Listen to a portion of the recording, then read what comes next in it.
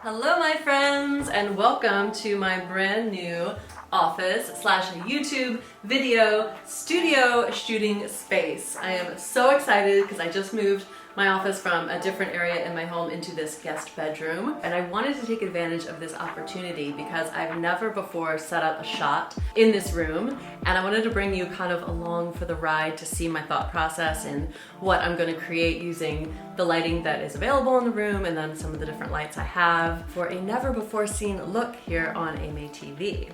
So I used to always film right here at my desk with similar windows behind it, but I would always have softbox lights coming in because I didn't have any other natural light kind of coming in on my face in the former setup. And I'll probably do that look again, but I'm really excited today because I'm going to start working with this wall here that I have this lovely dark kind of navy, smoky navy blue color. This used to be my husband's room that he was kind of like his dressing room slash just extra stuff room slash guest room. So I'm excited that I have this color in here, and I want to do like a stand-up shot in front of the wall, which is going to require lighting the wall and also having, well, I'll show you. Let's just get into it. Okay, so very first thing, I'm going to set up some softbox lights because that'll also help with this video that we're filming now. And softbox lights are just a great all-around thing to have. You're going to use them in some area of the lighting scenario. I chose these particular softbox lights because they came with 5 bulbs versus like 3. Some of the cheaper ones will come with 3. These are cheap lights, but they were a little bit better. I talk about these particular lights all the time. So I lost 1 bulb previously, so I've got 5 and 3, which I'm actually going to leave that way because you always want one light to be stronger than others, and if I need to switch bulbs around, I can, but I'm just going to roll with this for now. This one here is set up horizontally. This is my videographer, Caden, who is filming this right now, likes to set up lights horizontally, which is good. It works just the same. Okay, so these, I'm not sure what I'm going to use for what quite yet, but one thing I do know, and I know this primarily from shooting green screen videos, is that the wall is going to look best if it is lit separately from me. So the idea is for me to be a certain distance in front of the wall. Again, not sure how far quite yet. I'm lit a certain way, and then the wall is lit a certain way, which is going to require 4 lights, I think.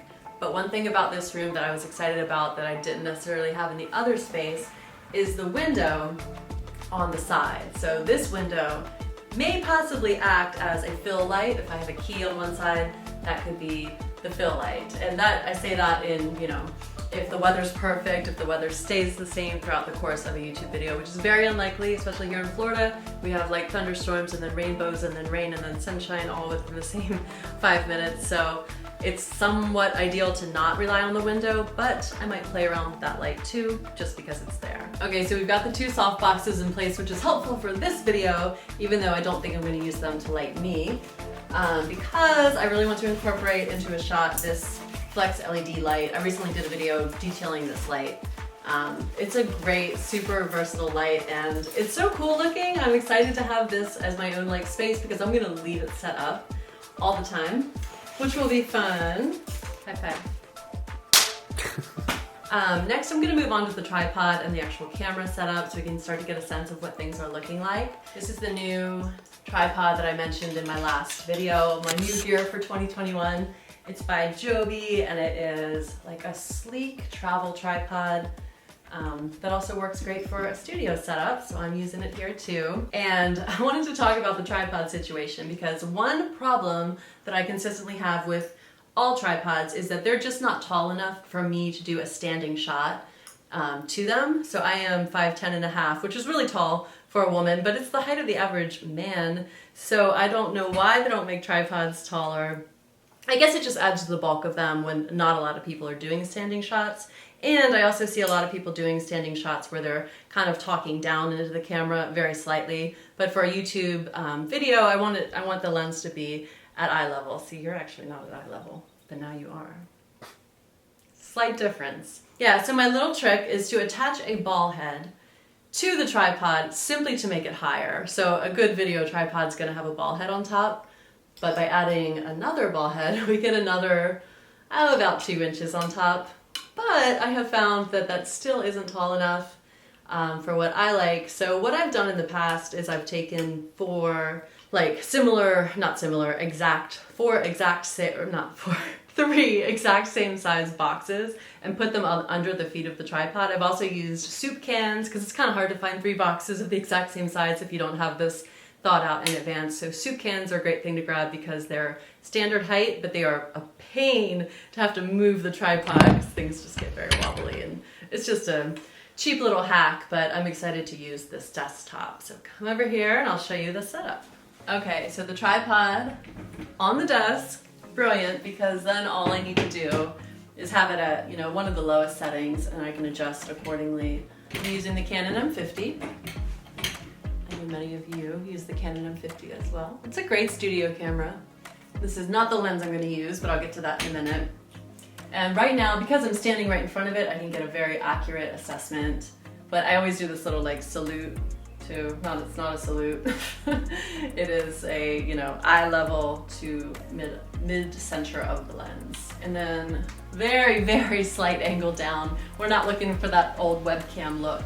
Although it is flattering, the angle down, but just microscopic angle down. So this is just like a basic, and then we'll do the fine tuning and tweaking once we have it actually set up with me in my standing position, but that is there for now. Okay, the lens and the camera settings, obviously very important. This trips people up a lot, especially in studio shots. Studio shots are they're much more easy to control than being like out in the wild. So I think a lot of people tend to overthink it, but in general, this is the 16mm. This is what I use for vlogging. The reason is because it's wide enough to hold at arm's distance and it gets me in, but anything in a studio setting this wide, we just don't need it.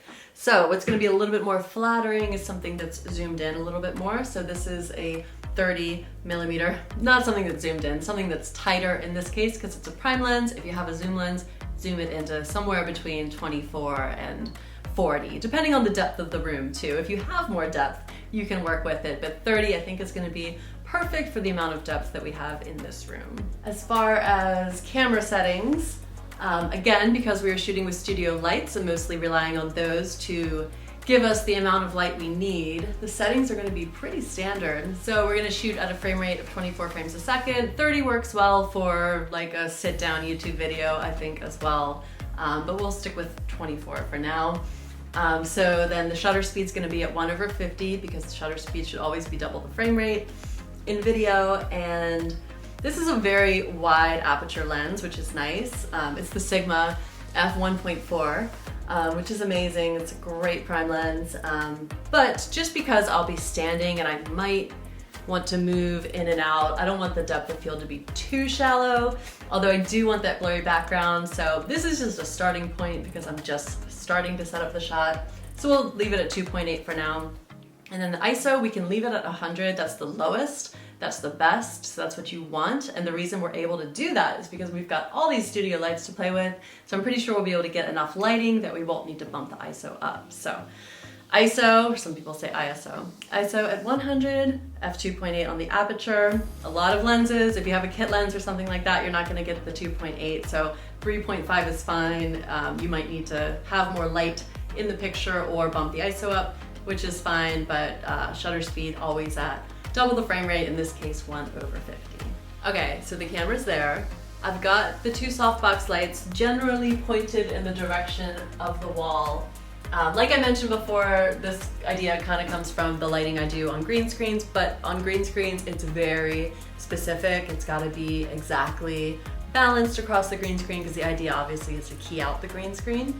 But in this situation, it's just more aesthetic, you know, and just like lighting up the wall just to make it look pretty for the most part. And I think this general like pointing works. What's going to be more particular is lighting my face and then also determining the placement of the lights, because the trick is to not have the 2 lights on the wall in the shot.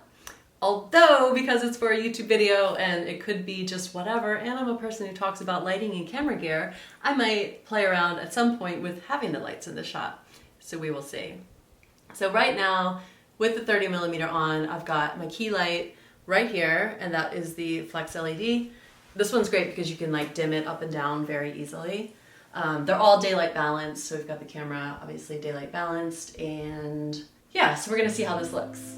Okay, so here's the shot initially. It's definitely not perfect. I've got some sun coming in. The blinds, which I never had in the office because the sun was on a different side of the house.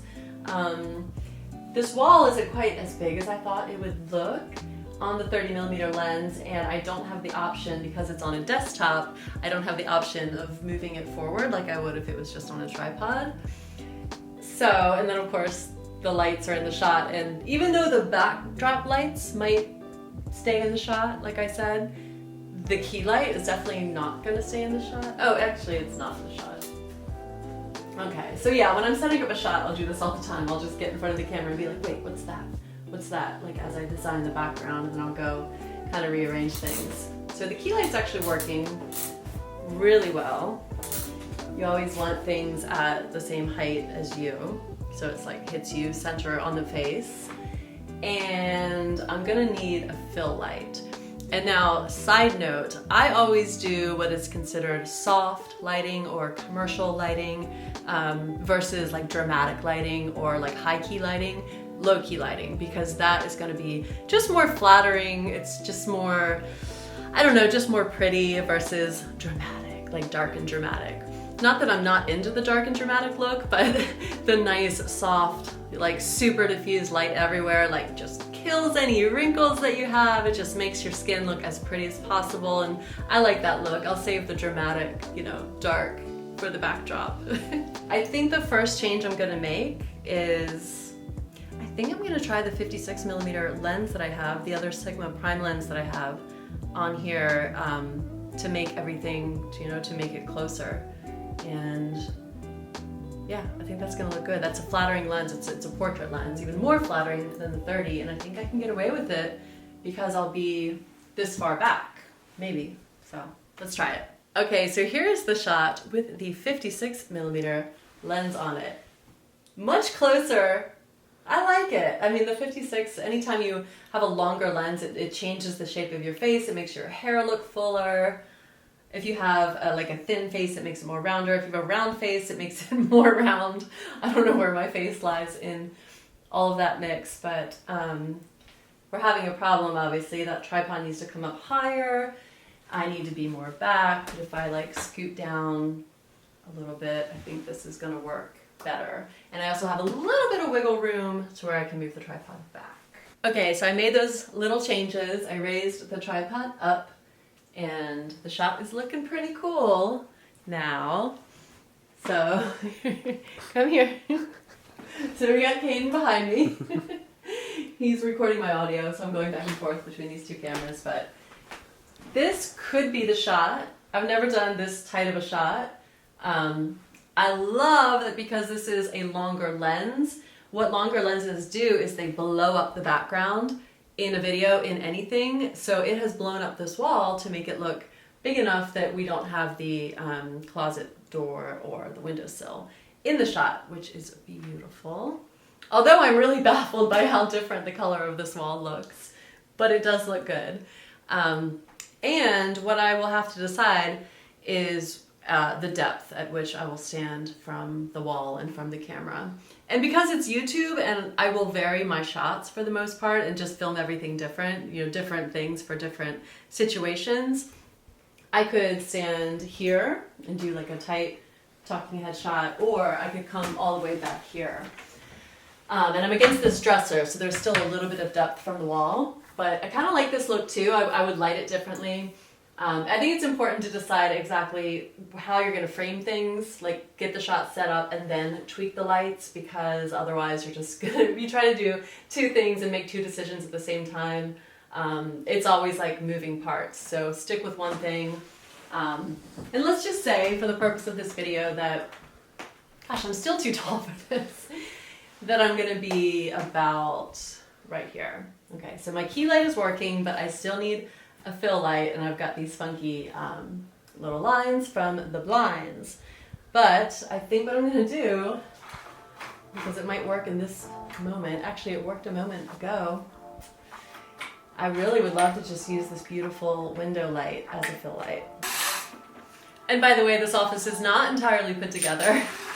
The lamp is hanging in an odd way, and you know, I'm kind of a perfectionist when it comes to my decor, especially in my office, so things will be fine-tuned as we go. Okay, so if I stand at the exact right angle where the sun is behind the neighbor's chimney, or maybe it's between this like white thing on the wall, then it provides a good fill light, although I think it's brighter, so it's more like a key light. Sunlight is beautiful. Everyone will say, oh, you need lighting? Don't go buy expensive lighting, just use a bright sunny window. But they're so problematic. Like, it's wonderful if you have that perfect sunny window and the sun is perfect, like in California. The sunny windows were great because there was always sun, but like I said, here in Florida, it's always changing. And if I ever want to film at night, I don't want to have to, you know, well, I will have to reconfigure things, because what I will do is set up a fill light on this side. So I have my key, I have my film, and then all of that might change if I come right back here. But yeah, this is a good starting preliminary, simple shot setup. I think that would absolutely work for a YouTube video, and of course there's a million things you can do to tweak the background. I can definitely add like a hair light to provide some separation from the background, but this is a good starting point, and I could film a video this way. I'm definitely, or maybe not definitely, but I might add some floating shelves and some plants and things like that. It would not be an AMATV video without some plants. Okay, now actually, hold on. Now that I said that, at first I was going to move this dresser out of the room, and then I realized, number one, it provides a good tabletop for plants, and number two, I have a lot of gear that needs to go in it. But I'm curious to see what like the background blur is gonna look like. So the only way to really see that, besides just texture on the wall, is to have an object back there. So if it's focused on my face, the sunlight's gotta go. I might even put blackout drapes. I have a love-hate relationship with sunlight in video. There we go. But anyway, so the plants can be a little bit blurry. Yeah, so there's just a simple YouTube shot setup idea. I hope that you guys can learn something from this, just kind of watching me go through that thought process. And here's my little angel. Oh, I love when you crash into my videos, especially at the end. Thank you. Oh, you got Sky. See, Daddy takes you out and he buys you stuff too. Okay, so yeah, I hope you guys learned something. A lot of you message me and ask like, how do I set up a shot at home? And I know it seems overwhelming and a little bit tricky at first, but my biggest advice is to just play around with it. Play around with different angles, different lighting, and definitely don't set up the shot thinking you're gonna set up the shot the same day that you're gonna sit down and talk to the camera, especially if it's for the first time, because you know, it's better to set up the shot and then take the SD card out, put it in your computer, see how it looks, and ask yourself, how can I make it better? Maybe if it's a different time of day you need to shoot at, or just, you know, how you can tweak things. Things look so different once they're actually on your computer. And then once your shot is all set up and you feel like it's really perfect, then you can regroup and then on a different day, sit down and film your first YouTube video. Or even if it's your 100th YouTube video, it's always good to be improving. I'm always improving, and I will continue to play around with this setup. So thank you so much for joining me here today, and I look forward to bringing you more content from my brand new office. All right guys, see you in the next video. Bye.